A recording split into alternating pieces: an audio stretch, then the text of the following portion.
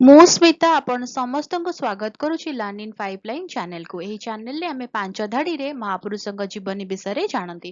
ଯେତେବେଳେ ପାଞ୍ଚ ଧାଡିରେ ଜାଣନ୍ତି ଅଧିକା ଜାଣିବାକୁ ଇଚ୍ଛା ହୁଏ।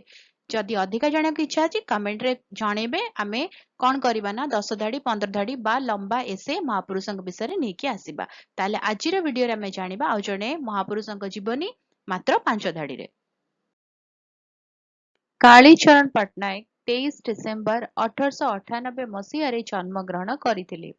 ସେ କବିଚନ୍ଦ୍ର ନାମରେ ମଧ୍ୟ ବେଶ ଜଣାଶୁଣା। ଓଡ଼ିଶାର ଜଣେ ବିଶିଷ୍ଟ ସାହିତ୍ୟକ ତଥା କଳା ବ୍ୟକ୍ତିତ୍ୱ ଥିଲେ। ଓଡ଼ିଶୀ ସଙ୍ଗୀତ, ଓଡ଼ିଶୀ ନୃତ୍ୟ ଏବଂ ଓଡ଼ିଆ ଥିଏଟର କ୍ଷେତ୍ରରେ ତାଙ୍କର ଅବଦାନ ଅନେକ।